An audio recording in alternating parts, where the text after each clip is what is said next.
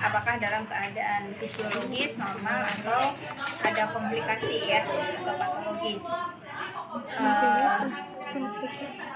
Biasanya dilaksanakan ibu kesulitan untuk tidur telentang ya, kita atur posisinya sehingga ibunya nyaman, tidak sesak ya, dengan semipolar, atau mungkin kalau nggak bisa seperti itu, saya bisanya miring gitu ya, sudah miring aja, miring ke sebelah kiri ya, supaya tidak ada penekanan pada vena iliaca maupun vena cava inferior ya.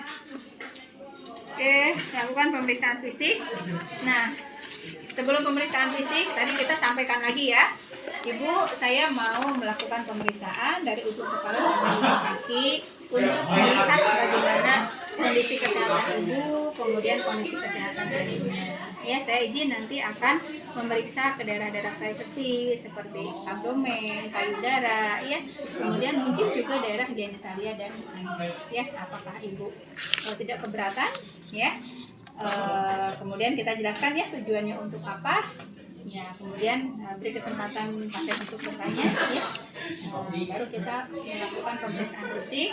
Ya, terlebih dahulu kita pasang sampirannya, jaga privasi pencahayaannya, kemudian kita cuci tangan. Ya, kita cuci tangan. Mau pakai handsun boleh pakai handsun. Tapi kalau misalnya untuk daerah sini mungkin bisa ya. Pas leopard misalnya agak susah pakai handsun, boleh dibuka aja dulu. Ya. Kita lanjutkan dulu pemeriksaan tanda-tanda vitalnya, tadi kan belum selesai ya, baru tekanan darah. Ibu saya ukur dulu suhunya ya, ukur ya, kemudian dihitung denyut nadinya, dihitung juga pernapasannya ya. Nah, setelah itu baru head tutup ya. 4 metode pemeriksaan fisik ya, itu harus dilakukan secara berurutan. Dari mulai inspeksi dulu, auskultasi, perfusi, dan terakhir palpasi. Inspeksinya apa? Ya, di daerah kepala. Pemeriksaan fisiknya sama dengan pemeriksaan fisik yang umum. Hanya yang akan dipraktekkan adalah tambahannya sebagai pengkajian fokus pada ibu hamil. Ya, jadi nanti kalau ke pasien ya lakukan pemeriksaan fisik biasa, tambahkan ini, gitu ya. Nah, tapi kalau ujian mah cukup yang fokus aja, tidak harus yang umumnya, karena itu kan sudah diujiankan ya. Jadi tinggal fokus pada ibu hamilnya aja, ya. Nah, kita di daerah kepala terlebih dahulu ya. Kita inspeksi. Apa yang diinspeksi di daerah kepala? Pertama, warna kulit muka, ya. Kulit mukanya jangan ngelihat warna kulit ini ya, karena ibu hamil itu kan cenderung anemis ya. Kelihatan pucat nggak ibunya gitu ya, ada pucat tidak, kemudian ada udem nggak di daerah muka, udem anakata, karena ibu hamil memicu terjadinya peningkatan tekanan darah ya, sehingga salah satu tanda dari adanya peningkatan tekanan darah eklamsi ataupun preeklamsi adalah udem ya. Udemnya bisa sampai ke muka ya, yang disebut dengan udem anasarka, atau mungkin ada komplikasi lain misalnya penyakit jantung, penyakit ginjal ya, ibunya juga bengkak ya. Yang udem yang normal itu hanya di daerah kaki aja gitu ya, karena ketahan oleh rahim yang membesar ya, jadi daerah sini harusnya enggak. Kalau udem berarti ada komplikasi gitu ya, itu yang dilihat. Kemudian apalagi yang dilihat di daerah kepala muka? Topeng kehamilan ya, perubahan hiperpigmentasi topeng kehamilan atau kloasma gravidarum ya. Ada nggak bintik kehitaman di dahi, di hidung, di pipi, di atas bibir ya, atau mungkin juga ada tidak jerawat ya, karena pengaruh peningkatan hormon estrogennya. Tadi hiperpigmentasinya karena hormon pigmen kulit ya, melanositnya, jerawatnya karena pengaruh peningkatan hormon estrogennya. Ya, itu inspeksinya di daerah muka ya. Kemudian baru kita auskultasi perkusi tidak ada ya, langsung ke palpasi dan sekaligus inspeksi juga. Dilihat rambutnya berminyak tidak. Ya, ada 3 tanda perubahan yang biasanya muncul pada ibu hamil. Rambutnya berminyak karena pengaruh peningkatan estrogennya. Kemudian rontok juga ya, karena estrogen juga jaringannya lunak sehingga mudah rapuh, mudah tercabut ya, dan juga adanya ketombe ya 3 berminyak, rontok, berketombe ya. Kita tanyakan ya, pastikan bahwa itu perubahan yang terjadi selama hamil. Ibu sebelumnya seperti ini enggak? Gitu ya. Kalau tidak ya sekarang muncul, ibu nggak usah khawatir karena ini perubahan akibat perubahan hormon kehamilan ya. Kalaupun sebelumnya seperti itu, biasanya ketika hamil bertambah ya karena peningkatan hormonnya gitu ya. Jadi kita cukup jelaskan ya, bisa sambil dianjurkan biar ibunya nyaman ya, nggak terlalu rontok. Selama hamil rambutnya pendek ya, dipotong aja ya, supaya kalau berminyak kan pengennya kan keramas terus ya. Kalau rambutnya panjang kan keramas lama kering, jadi malas keramas ya. Akhirnya kalau pendek mah kan lebih nyaman ya, lebih enak ya. Jadi kalau di pemeriksaan ibu hamil mah ketika menemukan sesuatu langsung intervensi gitu ya, jangan nunggu nanti di akhir gitu disekaligusin gitu ya. Selama bisa tadi langsung dijelaskan apa yang harus dilakukan, langsung aja diintervensikan gitu ya. Udah, kemudian turun ke bawah ya, ke daerah mata ya. Biasanya ibu hamil tadi kan karena anemis ya, dilihat konjungtivanya ya. Kita lihat, kita perkirakan kalau kita biasa melihat mah, oh segini mah kayaknya masih normal gitu ya, suka ada feeling ya, apakah masih normal atau tidak, masih di atas 10 HB-nya atau tidak gitu ya. Kita lihat konjungtivanya. Kemudian apalagi di mata selain anemis, ditanyakan ada pandangan kabur nggak ya. Kabur, nah, itu salah satu tanda eklamsi ya, peningkatan tekanan darah yang sudah lebih dari 160 ya, eklamsi, pandangan kabur. Atau sebelum pandangan kabur biasanya suka ada tanda-tanda pandangannya berkunang-kunang ya. Ibu sering penglihatannya berkunang-kunang nggak? Nah itu hati-hati ya, itu sudah tanda-tanda ke eklamsi nantinya ya. Tadi kan dibandingkan lagi dengan hasil pemeriksaan tanda vitalnya ya, tekanan darahnya normal atau tidak ya, itu di mata ya. Kemudian turun ke daerah hidung ya. Di hidung apa? Biasanya jaringan hidung lunak ya, sehingga pembuluh darahnya mudah pecah. Biasanya ibu pada saat hamil ada muncul mimisan ya. Kita tanyakan, ibu selama hamil ini pernah mimisan nggak ya? Kalau misalnya nanti selama hamil ya kadang-kadang muncul mimisan, nggak usah takut ya, karena memang jaringannya lunak sehingga mudah pecah. Tapi kalau terus-terusan mimisannya, nah itu harus dikonsultasikan, berarti itu sudah tidak normal ya. Itu di hidung. Kemudian apalagi di hidung, bentuk hidungnya dilihat. Biasanya ibu hamil bentuknya agak membesar ya, proliferasi gitu ya, karena peningkatan hormon estrogennya. Oke, itu di hidung. Kemudian di mulut, apa biasanya fokus yang dilihat karena ibu hamil terutama trimester 1 biasanya suka ada keluhan mual muntah yang mungkin akan berpengaruh terhadap status cairannya ya, mukosa sama kelembabannya ya. Warnanya juga ya, bibirnya pucat atau tidak, tadi anemisnya ya, kering atau tidak, lembab atau tidak, karena tadi ya ada kemungkinan asupan cairannya kurang ya karena mual muntahnya ya, pengeluaran cairannya banyak gitu dari mual muntah. Kemudian dicek lagi salivasinya, ada tidak hipersalivasi, ibu air ludahnya banyak nggak gitu ya. Pada ibu hamil kan karena peningkatan estrogen biasanya air ludahnya banyak, dan itu yang memperberat keluhan mualnya ya. Jadi anjurkan untuk jaga kebersihan mulutnya ya, biar nggak terlalu mual gitu ya dengan peningkatan salivasinya. Kemudian ke dalamnya warna gusi ya, pucat atau tidak. Kemudian ada luka-luka tidak, sariawan ya, atau gusinya luka-luka lecet kayak gitu ya. Dan ditanyakan juga kalau misalnya gosok gigi suka ada gusi berdarah enggak, atau tiba-tiba gusinya berdarah gitu ya. Nah itu juga ditanyakan karena jaringannya juga sama lunaknya akibat estrogennya. Nah biasanya anjurkan untuk mengganti sikat gigi ya yang lebih lembut ya bulunya supaya mengurangi ya, dan dianjurkan untuk menjaga kebersihan mulutnya supaya tadi luka-luka tadi tidak jadi infeksi ya, nanti malah nggak bisa makan ya. Oke, itu di mulut ya. Kemudian ditanyakan juga selama hamil ini ibu suka sakit gigi nggak, atau misalnya pada saat wudhu kumur-kumur gosok gigi giginya ngilu nggak ya. Sakit giginya ngilu itu salah satu tanda kekurangan kalsium dan fosfor ya.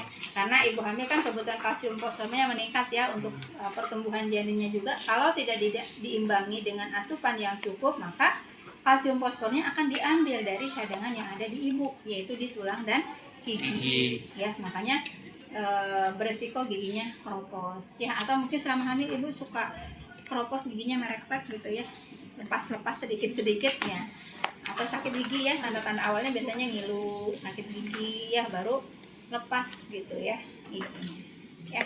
Itu di mulut ya. Kemudian di telinga ya, di telinga fokusnya adalah ditanyakan suka berdengung nggak telinganya ya. Biasanya muncul kalau pasiennya ada hipertensi dalam kehamilan ya. Kalau ada, hati-hati gitu ya, pantau tekanan darahnya. Oke, sudah di kepala ya. Kemudian turun ke leher ya. Di leher diinspeksi ada tidak hiperpigmentasi ya, karena hiperpigmentasi selain di muka tadi, di leher juga mungkin ada ya. Jadi warna kulit lehernya lebih gelap, atau mungkin ada bintik-bintik kehitaman ya, yang kayak kotoran ya, kayak daki gitu ya. Nah, kita jelaskan itu sama pengaruh hormon ya. Jadi nggak usah terlalu digosok jadi luka nanti ya, lecet ya, dibiarkan aja. Nanti juga setelah kehamilannya selesai, hormonnya kembali ya. Kemudian dicek juga, dilihat, nanti dipastikan sambil palpasi ada tidak pembesaran kelenjar tiroid atau hipertiroid ya, karena kehamilan itu akan meningkatkan metabolisme ya, sehingga memicu kerja kelenjar tiroidnya meningkat. Kalau memang ada hipertiroid, harus segera dikonsultasikan ya ke dokter untuk diobati ya. Oke, kemudian turun ke bawah ke daerah dada, jantung paru sama aja pemeriksaannya ya, ke daerah payudara. Ibu punten ya, saya mau lihat nih ya, payudaranya sudah siap nggak untuk menyusui ya, normal nggak bentuknya gitu ya, siap untuk menyusui. Kita buka ya, kemudian kita inspeksi. Biasanya ukuran payudara terlihat lebih besar ya, karena proliferasi jaringan akibat hormon estrogennya. Kemudian dilihat agak besar ya Bu ya payudaranya. Ini juga nih ya, bertambah gelap nggak Bu warnanya gitu ya. Ini karena memang pengaruh hormon hiperpigmentasi dari hormon melanosit ya.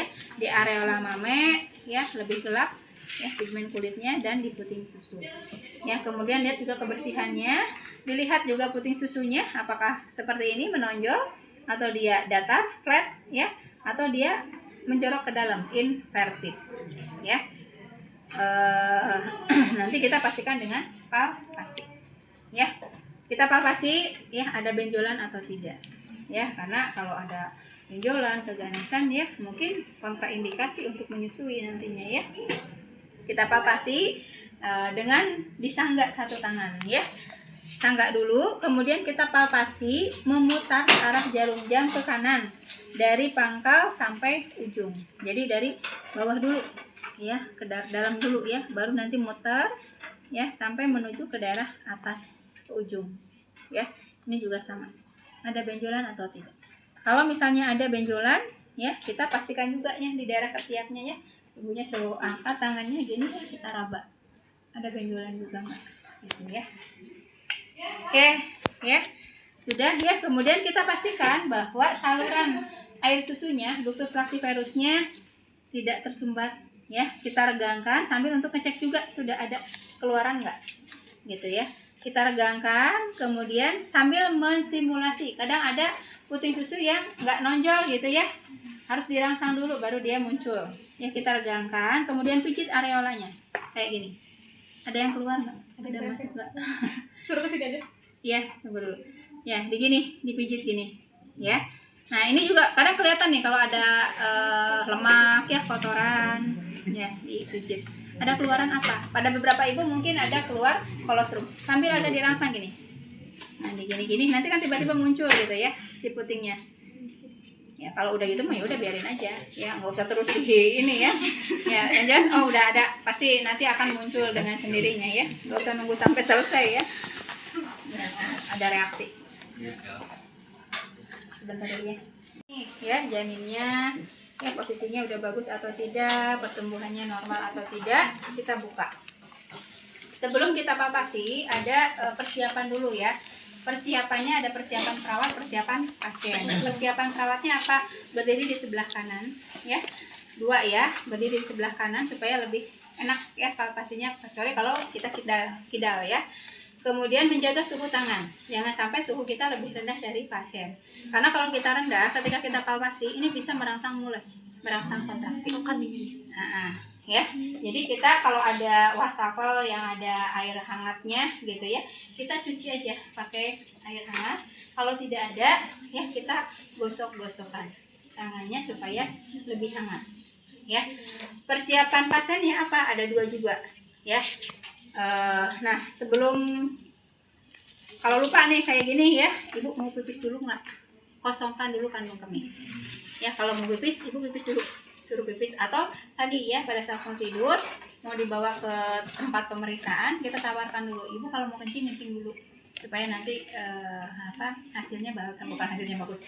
Hasilnya akurat ya, sesuai gitu ya, dan ibunya juga nyaman pada saat palpasi. Jadi kalau kandung kemihnya penuh ya, nanti kan si fundusnya, rahimnya akan kedorong ke atas, jadi tinggi fundusnya nggak sesuai ya. Kemudian juga pada saat palpasi nggak nyaman ya, ada rangsangan BAK nantinya ya.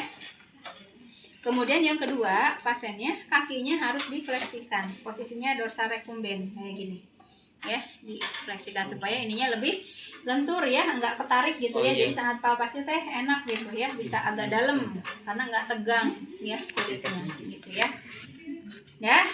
Ya, sebelum pemeriksaan Leopold ya, kita lakukan dulu prasat McDonald ya. Kita gosok-gosok, kemudian kita bawa meteran ya. Tadi kan di anamnesa ketika kita menanyakan HPHT, langsung kita hitung ya, usia kehamilannya berapa. Oh, misalnya 28 minggu. Berarti 28 minggu nanti tinggi fundusnya harus ada di 3 jari di atas start. Ya, nanti kita pastikan bener nggak. Nah, sebelum ini kita McDonald dulu ya. Prasat McDonald sama untuk mengukur tinggi fundus uteri sehingga bisa diperkirakan usia kehamilannya. Jadi bisa dengan berbagai cara, dari HPHT, dari McDonald, sama dari Leopold ya. Nah, biasanya bayi itu kan kadang terlalu pinggir gitu ya, mepet ke sebelah situ, mepet ke sebelah sini. Kadang dia juga terlalu menekur gitu ya. Jadi kita harus luruskan dulu dan ketengahkan bayinya supaya tinggi fundusnya akurat ya. Kita palpasi dari bawah, dari atas simpisis ya ke atas. Nih, bayinya kalau terlalu pinggir ini geserin ya ke tengah gitu ya. Gak apa-apa itu? Gak apa-apa, kan ada cairan amnion ya. Begini, diluruskan ya. Nah, nanti kita tentukan nih, kalau bulatannya kan segini ya. Nah, ini kan ada cairan amnionnya. Kita benar-benar cari bagian janinnya, di mana batasnya ya, ini. Nah, nanti kita tekan gini, raba, mana janinnya. Jadi bukan ini fundusnya, tapi di mana nih tahanannya, batas janinnya. Ya, ini tangannya ke bawah. Oke, ini di sini. Ya, kita ukur. Ya, pakai McDonald dulu. Yang di atas adalah incinya. Ya, ini nolnya, ya dijepit, ya lurus di atas simpisis, kemudian dibalik. Berapa senti? Oh iya. Ya. Nah, incinya yang harus di atas ya, karena kalau sentinya yang di atas kita suka manipulasi, dipas-pasin gitu. Dulu segini lah biar ngepas gitu. Jadi nggak akurat hasilnya. Nah, tinggi fundus ini bisa memperkirakan usia kehamilan. Rumusnya apa? Rumus McDonald itu usia kehamilan sama dengan TFU, tinggi fundus uteri, dikali 8/7. Ya, artinya TFU dikali 8 dibagi 7. Misal TFU-nya 25 cm dikali 8 kemudian dibagi 7. Hasilnya adalah usia kehamilan dalam satuan minggu. Atau TFU dikali 2 dibagi 7. Hasilnya dalam satuan bulan. Ya. Udah dengan McDonald. Nah, kalau cara menghitungnya benar, periksanya benar, tadi yang HPHT juga benar, relatif sama hasilnya. Kalau tadi dari HPHT 28 minggu. Nah, dengan McDonald pun sekitar segitu. Ya, kalau hanya beda 1 minggu, jangan sampai bedanya terlalu jauh ya, 3 minggu, 4 minggu gitu ya. Berarti ada yang salah gitu. Ya. Oke. Itu sudah ya McDonald. Nah, baru kita Leopold. Leopold itu ada Leopold 1 sampai Leopold 4. Leopold 1 tujuannya untuk apa? Untuk menentukan ya tinggi fundus uteri. Ya, sehingga dari tinggi fundus uteri kita bisa memperkirakan usia kehamilannya berapa. Yang kedua, untuk menentukan bagian janin apa yang ada di fundus. Ya. Leopard 2 untuk menentukan di mana letak punggung dan ekstremitas. Sudah dijelasin kan di kelas ya. Leopard 3 untuk menentukan presentasi janinnya apa. Ya, presentasi itu adalah bagian janin yang ada di bagian bawah rahim. Ya. Kemudian satu lagi adalah untuk menentukan apakah presentasi itu sudah masuk atau belum ke rongga panggul. Leopard 4 adalah untuk mengetahui sejauh mana presentasi itu masuk ke PAP atau ke rongga panggul. Ya, dan hanya dilakukan kalau di Leopard 3 sudah ditemukan sudah masuk. Ya. Oke, kita Leopard nih. Boleh balik lagi ya. Ya, kita luruskan atau pengerjaannya bisa langsung tadi sekaligus ya, karena ibu mau sambil nerangnya jadi satu-satu gitu ya. Tadi bisa langsung, bisa ini langsung ditentukan pakai jari ya, langsung tentukan ininya bagian janinnya apa gitu ya, jadi nggak usah dari bawah lagi. Oke, kita luruskan lagi ya. Tadi tentukan pundusnya. Nah, kalau leopard 1 tangan yang ini balik lagi ke bawah, tahan untuk menentukan tadi ya tinggi pundusnya ada di mana. Sama leopard McDonald juga kan tangannya tadi di bawah ya. Oke, ini pakai jari kalau ini. Ya, 28 itu harusnya kan 3 jari di atas pusat ya. Oh iya benar, ya. Ini sama nih, 3 jari. Tadi hitungan APH juga 28. Ya, ini artinya pertumbuhan janin sesuai dengan usia kehamilan. Kalau sama, gitu ya. Kalau beda, tidak sesuai, misalnya ditemukannya tinggi pundusnya di bawahnya, harusnya di sini. Dia di bawah. Berarti pertumbuhan janin tidak sesuai usia kehamilan, ataupun mungkin di atasnya sama, ini juga tidak sesuai dengan usia kehamilan. Nah, kalau lebih bawah, lebih rendah, ada kemungkinan bayinya kecil atau letaknya lintang ya. Kalau letaknya membujur gini, dia kan tinggi tapi ketika posisinya lintang tuh kan di sini tingginya gitu ya. Itu beberapa kemungkinan. Kalau misalnya lebih dari yang harusnya di 3 jari di atas, ini di pertengahan pusat dengan prosesus di sini misalnya, kemungkinannya apa? Bayinya besar, atau mungkin cairan amniannya banyak ya, atau mungkin bayinya lembar. Nanti pastikan lagi dengan pemeriksaan diagnosis, benar nggak cairan amniannya banyak, benar nggak bayinya besar gitu ya. Yang tadi taksiran berat janin belum sudah ketemu ya. Oh iya betul, sesuai gitu ya. Kemudian cari leopard 1 yang kedua, yaitu bagian janin apa yang ada di pundus. Ini nanti fiksasi, tahan, ini palpasi, diraba. Yang kerasa seperti apa? Kalau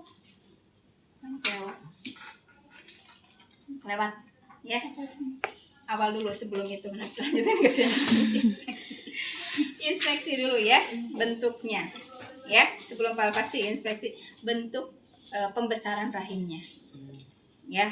Kalau sudah biasa mah kita sudah memperhatikan kok 28 nah kayak kecil gitu ya, kok kayak besar gitu ya, dari situ sudah kelihatan. Kemudian yang kedua dilihat bentuk rahimnya ya. Kadang bayi itu kelihatan lebih penuh ke salah satu sisi ya, lebih penuh ke sini, kayaknya ini agak kosong gitu ya, kan kelihatan kayak teregang gitu ya. Nah, itu kemungkinan punggung di situ. Kemudian dilihat juga ya bentuk ininya. Kalau lurus kayak gini gitu ya, bulatnya gini, kemungkinan bayinya membujur. Atau misalnya terlihat di tengah itu kayak ada lingkaran bandel, kayak ada yang lingkaran ngeras gitu ya, tapi di tengah numpuknya gitu. Itu kemungkinan lintang gitu ya.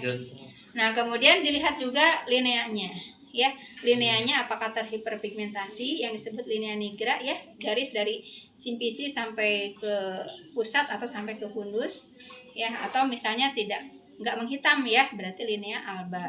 Kemudian lihat juga ada striae-nya ya, apakah striae-nya berwarna biru atau merah keunguan, berarti striae gravidarum, atau putih perak ya, berarti striae albicans ya. Kemudian auskultasi ya, karena di ibu hamil itu kan ada peningkatan hormon progesteron ya, hormon relaksan, sehingga motivitas ususnya turun ya, biasanya bisi ususnya lebih rendah ya. Cek semua kuadran berapa kali per menit ya. Kemudian ibu juga cenderung kembung ya, karena tadi motivitas ususnya turun, kita perkusi. Ada nggak penumpukan gas?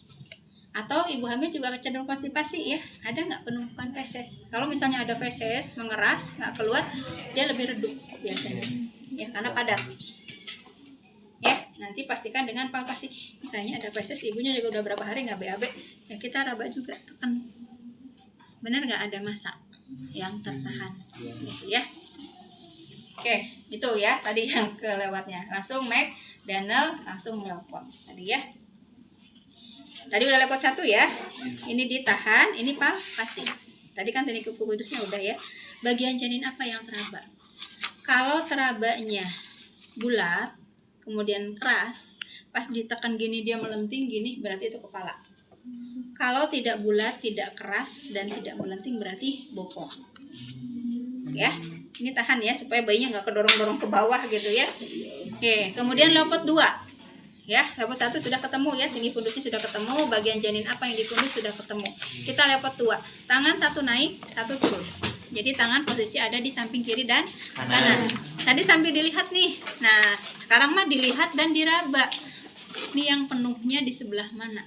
Sudah mah dilihat, oh ini kayaknya penuh. Pas diraba juga, oh iya padat gitu belah sini. Kemungkinan di sini punggung. Ya, pastikan dengan raba lagi. Ini tahan, ini raba. Kalau terabanya bulat memanjang besar gitu ya, enggak teraba. Kalau sudah belum masuk ya, belum masuk tadi kan sudah masuk pertama ya, dikurangi 11. Kalau udah masuk kan berarti tambah pendek, makanya dikuranginya sedikit, dikurangi 11. Kalau belum masuk kan dia masih tinggi, makanya dikurangi 13 dikali 155 ya. Oke, sudah selesai lepot 1 sampai lepot 4. Kemudian kita mendengarkan denyut jantung janin akhir ya. Karena sebaiknya kaki ibunya diluruskan supaya kulit perutnya agak ketarik, keregang, sehingga dia lebih nempel ke janin, suaranya lebih jelas ya. Ibu punten ya, diluruskan dulu ya. Kita tentukan punktum maksimum ya, sudah dijelaskan. Punktum maksimum adalah daerah di mana kita bisa mendengarkan denyut jantung janin di punggung janin mendekati kepala. Gini kan ya, kita bagi 4. Oh, punggungnya di kanan kan tadi ya, kepalanya di mana? Di bawah, berarti di kuadran kanan bawah ya. Kalau gini ya berarti di sini ya, di sini dadanya gitu ya, ngikuti ya. Ya karena tadi punggungnya di kanan, kepalanya di bawah, berarti DJJ-nya punktum maksimumnya ada di sini. Kita pakai mono aura. Nanti yang pertama ditentukan adalah cari dulu suaranya. Setelah ada suara, kemudian pastikan itu suara denyut jantung janin atau denyut nadi ibu, pembuluh darah ibu. Ya, baru dihitung terakhir. Ya, kita cari ya, ini DJ-nya jangan kebalik ya. Ini yang di bawah. Ya, kita cari, kemudian kita dengaran. Tahan pakai telinga kalau mau mendengarkan, kalau jangan dipegang ya, nanti hambatan suaranya nggak kedengeran ya. Ini suaranya halus, ada suara nggak? Kalau nggak ada, cari lagi atau ke bawah gitu ya sampai ketemu ya. Kalau sudah ketemu, oh udah ada nih, bersih, bagus ya, pastikan itu denyut jantung janin atau denyut pembuluh darah ibu. Pegang tangan ibunya, nadinya, bandingkan iramanya sama nggak? Denyut jantung janin kan 120 sampai 160, lebih cepat. Kalau ibu kan 60 sampai 100. Ya, berbeda. Nah, ketika berbeda, oh ini beda nih, ya. Ini lebih cepat, berarti ini benar denyut jantung janin. Ya, lepaskan tangan ibunya, baru kita lihat jam. Ya, dihitung.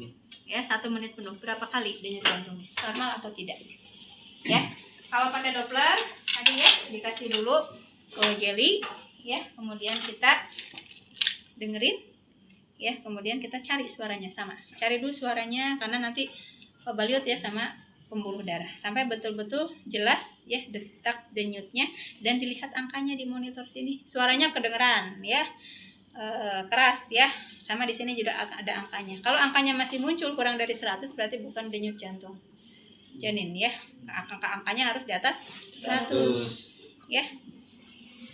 Oke ya, kemudian mau dihitung 1 menit, tungguin 1 menitnya hitung. Kalau enggak, lihat aja angkanya ya, yang paling sering muncul di angka berapa ya, berarti itu denyut jantungnya ya. Kita keringkan lagi pakai tisu ya. Oke ibu ya, sudah bagus ya, denyut jantung janinnya juga normal, posisinya udah bagus, kepala sudah di bawah dan lain sebagainya kita jelaskan ya. Pertumbuhan janinnya juga sesuai dengan usia kehamilannya ya. Nah, kita baru ke daerah kaki ya. Kita inspeksi ada varises tidak, ada udem tidak, kalau ada udemnya derajat berapa ya, kemudian kebersihan dan sebagainya sama ya. Kemudian command sign, tanda komando ya, karena ibu hamil kan kandungan besar, aliran darahnya kan terhambat ya, nanti ada trombus di situ ya, ada apa sih, bendungan ya, ada sumbatan, ada peradangan, ada tromboflebitis ya, dua-duanya dicek. Kemudian nanti terakhir refleks patelanya ya, dicek. Kenapa dicek pada ibu hamil? Refleks patela itu selain untuk mengecek fungsi sistem saraf, juga kadar kalsium dan fosfor. Tadi selain dari gigi, kalau kalsium dan fosfor ibu kurang, refleksnya juga nggak bagus gitu ya. Kemudian yang kedua, pada ibu hamil kan tadi cenderung bisa memicu peningkatan tekanan darah. Nah, kalau ibu dengan hipertensi, eklamsi, preeklamsi, biasanya refleksnya lebih. Ya, jadi nendangnya kuat, hiperrefleksia. Ya, itu salah satu ketika wah nendangnya gitu. Tadi kan di tensi ya, tensinya tinggi tuh gitu. Nanti cek refleksnya, biasanya nendangnya kuat. Nah, untuk mencegah terjadi ke fase hipertensi yang tinggi ya, yang berat ya, eklamsi, yang rentan kejang ya, biasanya kejang tadi selain pandangan kabur ya, kan ada preeklamsi dulu ya. Preeklamsi mah masih di atas 140 sampai 160 ya, ada ringan sama berat, itu cuma hipertensi ya, peningkatan tekanan darah, bengkak, sama protein urea, ada protein di urin. Tapi kalau sudah lebih dari 160 disebutnya eklamsi. Ada tambahan selain yang 3 tanda tadi, ada tambahannya pandangan kabur tadi ya, makanya dicek matanya. Kemudian ada kejang. Nah, untuk menghindari kejang biasanya dikasih terapi MgSO4 ya. Nanti kalau sudah dijalankan terapi, untuk melihat efektivitas terapinya dicek terus refleksnya ya, nanti akan balik lagi refleksnya. Tapi hati-hati, kalau justru jadi diberikan MgSO4 jadi nggak ada refleksnya, itu salah satu tanda keracunan MgSO4, segera dihentikan ya, selain tanda-tanda yang lainnya ya. Oke, itu kemudian setelah kaki, genitalia dan anus ya, nanti refleksnya terakhir ya pada saat dia mau turun ya. Genitalia dan anus tidak harus selalu diperiksa ya, kalau ada keluhan baru dilakukan pemeriksaan. Pemeriksaannya sama kan sudah dilakukan ya waktu pemeriksaan fisik umum ya. Kemudian anusnya kalau ada hemoroid ya, dicek derajat hemoroidnya dengan posisi SIM berat ya. Oke ya ibu, kalau sudah selesai, ibu sudah selesai pemeriksaannya ya, tadi kan sudah langsung dijelasin ya.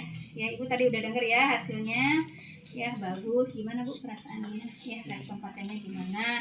Kemudian kalau misalnya ada yang harus diikuti ya oleh pasien, kita dikonsultasikan, disarankan ya, kita sampaikan ibu baiknya begini ya. Ya, gimana bu, ada yang mau ditanyakan ya, gimana perasaannya? Sudah ya, pemeriksaan fisiknya sudah selesai ya, kita ya penutupan lah ya. Sudah, kita bantu ibu untuk duduk ya, karena kalau di poli kan nggak nginep ya, dia pulang ya, bantu rapikan lagi alatnya ya, cuci ya, kemudian jangan lupa di dokumentasi ya. Oke, mangga ada pertanyaan?